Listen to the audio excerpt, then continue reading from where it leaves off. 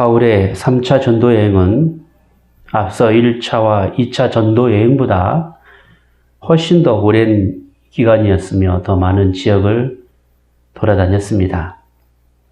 그 중에 에베소에서 머문 기간은 3년 정도였으며 나머지 기간은 마게도냐 지역을 돌아다니면서 선교 사역을 했습니다. 바울이 에베소에 머물렀을 때 마지막으로 일어난 사건이라고 한다면 데메드리아와 같은 은장색 직공들의 시위로 인한 큰 소란이었습니다. 하지만 하나님께서는 이러한 불법적이고 무질서한 소란을 항변할 수 있도록 서기관의 냉철한 변론에 따라 흩어지게 하셨습니다. 이제 바울은 그의 계획에 따라 마게도냐로 향하게 되었습니다. 그래서 바울은 2차 전도 여행지였던 마게도냐 지역을 다시 두루 다니게 되었고 결국 동역자 디도와 함께 고린도까지 가게 되었습니다. 바울의 3차 전도 여행에서의 마게도냐 지역 방문은 다시 한번 교회를 굳게 하게 되었고 제자들에게 복음을 권면하는 사역이었기에 1년이 훨씬 넘는 기간이 걸리게 된 것입니다. 바울은 고린도에 약 3개월 정도 머물면서 로마에서 파송된 아가야 총독인 길리오를 만나게 되었고 로마에 들르고 싶은 그 마음을 담아 로마의 기독교인들에게 편지를 쓰게 되었는데 그것이 바로 그 유명한 로마서입니다. 고린도에서 바울은 비교적 안정적인 선교 활동을 하였기 때문에 3개월 동안에 머물면서 쓴 그 로마 교회를 향한 그의 편지는 성경 중에 성경요 기독교의 핵심이라고 할 만한 내용이 많이 들어가 있습니다. 그뿐 아니라 바울이 고린도에 머물면서 그곳에서 떠나 안디옥 교회가 있는 수리아로 가고자 했습니다. 왜냐하면 예루살렘 교회의 어려움으로 인하여 교회를 돕기 위한 연보를 마게도냐를 돌면서 바울과 그 일행들이 어느 정도 모았기 때문입니다. 그래서 가능하면 빨리 수리아에 도착하여 예루살렘 교회로 가고자 하는 그 마음이 있었던 것입니다. 하지만 정작 예루살렘에는 바울을 해치고자 하는 유대인들의 공모가 있었습니다. 그래서 바울이 고린도에서 떠나 수리아로 도착하자마자 곧장 잡힐 수밖에 없었던 것이지요. 이러한 공모 사실을 알게 된 바울은 고린도에 곧바로 가지 않고 마게도냐 지역으로 그 왔던 길을 다시 가게 됩니다.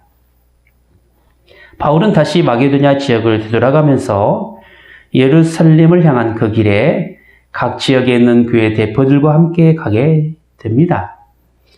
사도행전 20장 4절에 보면 베레아 사람인 소바더와 데살로니가 사람 아스다고와 더베 사람 가이오와 디모데와 아시아 사람인 두기고와 드로비모와 함께 가게 되었음을 성경을 밝히고 있습니다. 이렇게 바울은 예루살렘으로 돌아가는 길에 혼자 하지 않고 이방인 기독교인과 함께하게 되었는데 그들은 예루살렘의 어려움을 구제하기 위하여 연보를 한 마게도냐 지역의 교회 대표들이었습니다. 바울은 고린도에서부터 다시 왔던 길을 되돌아 마게도냐 지역을 두루 다니면서 교회를 든든히 하였고 예루살렘 교회를 돕기 위한 연보를 모아 빌립보를 거쳐서 아시아에 있는 드로아에 도착하게 됩니다. 드로아는 아시아와 유럽을 잇는 항구입니다. 그래서 2차 전도 여행 때나 3차 전도 여행 때에도 유럽을 가게 될 때 항상 거쳤던 곳이 바로 드로아였던 것입니다. 그러니까 드로아에서 마게도냐의 관문인 빌립보를 가게 되었고 3차 전도 여행 때 바울이 예루살렘으로 가고자 할 때 빌립보에서 아시아 지역으로 되돌아올 때도 거쳤던 곳이 바로 드로아였던 것입니다. 이렇게 바울은 드로아에 도착해서 7일을 머물게 되었는데 오늘 말씀은 그가 머물렀던 주간에 첫 번째 주일에 일어난 사건의 이야기입니다. 바로 그 유명한 유두고 사건이 되는 것이죠. 바울은 드로아에서 첫 주일을 맞이하게 되었고 주일에 대한 그의 설교는 꽤 오랫동안 계속되었습니다. 오늘 본문에는 밤중까지 계속되었다라고 표현합니다. 7절에 보면 안식 후 첫날에 우리가 떡을 떼려 하였다라고 표현한 것으로 볼 때 떡을 뗀다라는 것은 지금으로 말한다면 성찬식을 행하는 것이기 때문에 사도들은 이미 성찬과 더불어 예배로 드리는 날을 안식 후 첫날로 정해 놓았다라고 볼 수 있을 것입니다. 그리고 안식일이 토요일이라서 안식 후 첫날은 바로 일요일이 되죠. 개역개정 성경에 보면 안식 후 첫날을 그 주간의 첫날이라고 표현하였습니다. 우리가 보는 달력인 일요일이 맨 앞으로 나올 수 있었던 것도 기독교인들이 예배로 모였던 날을 첫날로 기록한 것과 큰 관련이 있다라고 볼 수 있을 것입니다. 안식교에서는 안식일을 토요일로 정해있기 때문에 지금도 그들의 예배는 구약의 안식일에 따라 토요일로 합니다. 그래서 안식교는 일요일에 예배를 드리는 교회를 잘못되었다라고 이야기합니다. 그런데 많은 교회는 일요일에 예배를 드립니다. 그리고 일요일에 예배로 모이면서 안식일을 지킨다라고 말을 하게 됩니다. 구약에서 말하는 그 안식일인 토요일과 지금 우리가 지키는 주일의 일요일을 안식일로 이야기하고 있는 걸 과연 어떻게 구분을 해야 될 것인가요? 과연 십자가 나와 있는 그 네 번째 계명인 안식일을 기억하여 거룩히 지키라라는 그 명령을 우리가 주일을 통하여 예배로 드리는 그 개념과 어떻게 이해하는지를 생각해 볼 필요가 있습니다. 우선 안식일의 시작이 어디서부터 왔는가에 대한 기본적인 개념부터 생각해 봐야 할 것입니다. 안식일은 첫째 창조의 원리로부터 시작되지요. 이것은 하나님께서 6일 동안 창조하시고 제 7일에 쉬었기 때문입니다. 그런 점에서 안식일은 쉰다라는 개념이 있습니다. 또 안식일은 둘째 구원의 원리로부터 시작됩니다. 십계명이 나타난 그 안식일은 이스라엘이 애굽으로부터 벗어나 구원함을 얻은 그 백성으로서의 삶을 명령하고 있기 때문에 이스라엘에게 있어서 참된 안식은 애굽의 종살이로부터의 구원에 있는 것이요, 우리에게 있어서 참된 안식은 죄로부터 벗어나 예수 그리스도를 통하여 믿음으로 구원을 얻는 것으로부터 시작하게 된 것입니다. 다음으로는 안식일을 예배로 지키는 문제입니다.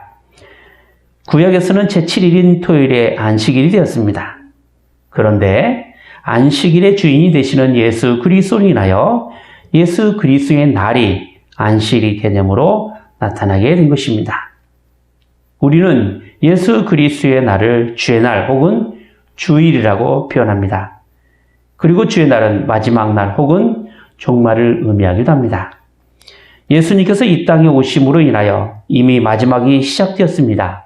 물론 아직 완성되지 않았지만 결국 심판주로 오실 예수 그리스도로 인하여 마지막 날인 종말에는 모든 것이 완성될 것이며 그날에는 영원한 하나님 나라에서 안식을 얻게 될 것입니다. 따라서 우리가 예배로 지키는 날을 안식일의 의미로 두는 것은 주님의 날이기 때문이기도 하며 영원한 안식을 소망하기 때문이기도 합니다. 마지막으로 이미 초대교회가 일요일에 모여서 예배의 날로 정했기 때문입니다.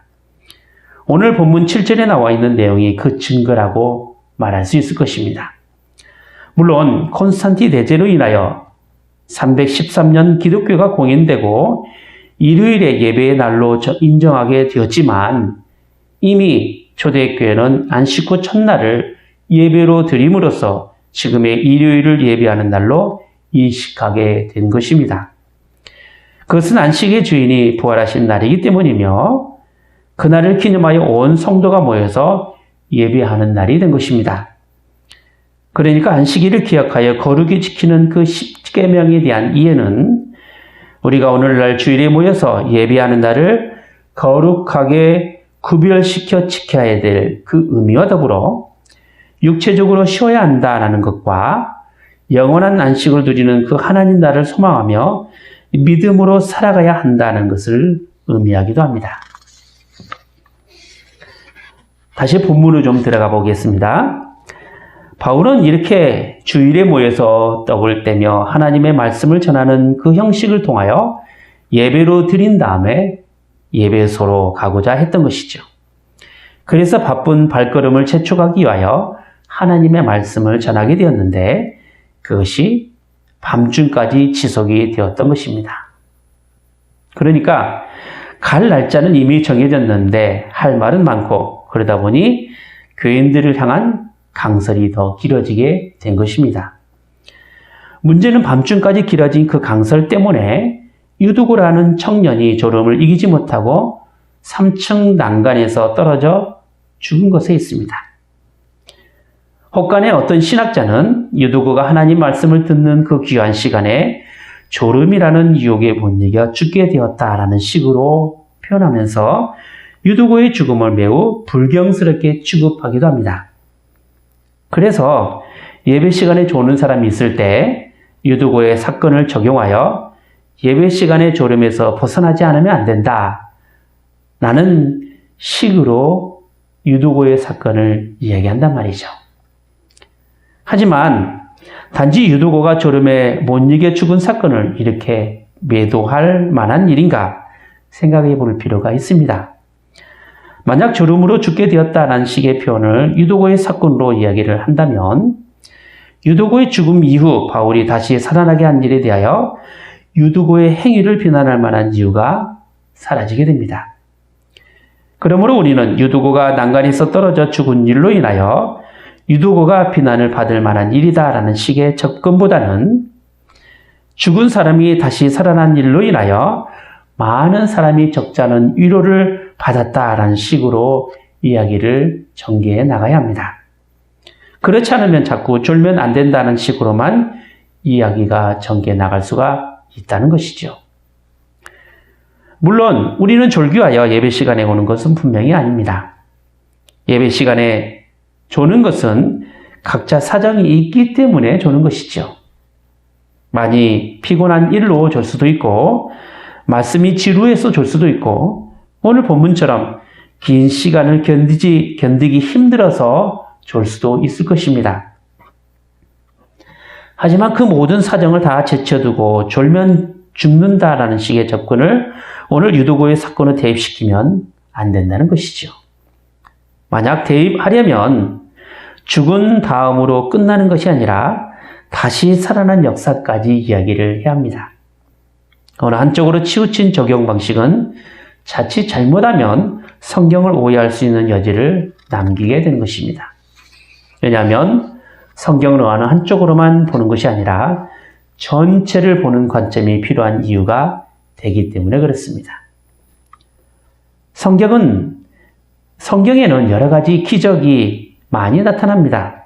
죽은 사람이 살아나고 병든 사람이 병이 고쳐집니다. 졸다가 떨어져 죽은 유두고란 청년이 바울로 인하여 다시 살아나게 되었습니다. 하나님의 말씀을 들으며 졸다가 떨어져 죽는 일은 어쩌면 드로아에서의 복음사에게 큰 장애가 될 수도 있을 것입니다. 그런 점에서 볼 때 다시 살아나게 된 일은 복음의 진보가 될 수 있는 일이요 좋은 일일 것입니다. 졸 수밖에 없는 그 일은 단지 유두고라는 청년에게만 국한된 것은 분명히 아닙니다. 어느 누구에게나 형편에 따라 졸 수 있다는 것이죠. 문제는 이 조는 문제로 인하여 발생된 죽음과 바울에 의하여 다시 살아나게 된 결과가 어떻게 드로아에 있는 사람들에게 위로가 되었는지를 보아야 한다는 것입니다.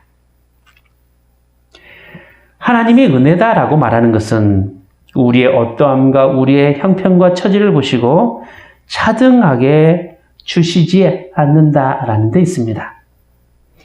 오히려 우리는 여러 가지 차등적인 존재로 존재하지만 하나님께서는 공평하게 우리를 대하여 주시며 우리를 은혜 가운데 있게 해주십니다.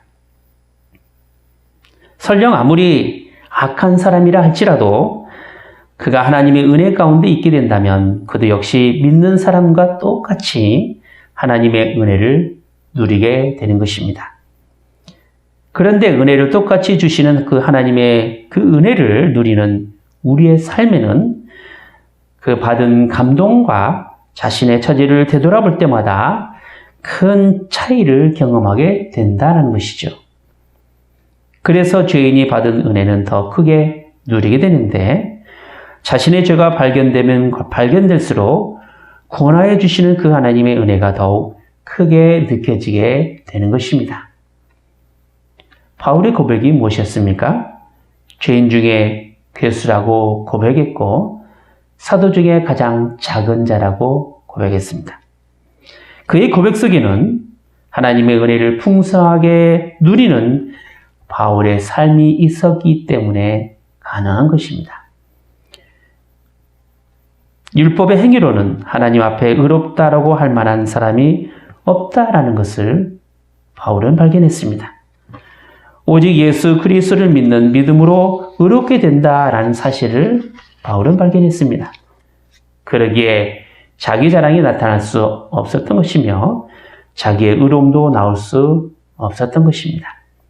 오직 하나님의 은혜로 말미암아 주신 그 의로움으로 살아갈 뿐인 것입니다.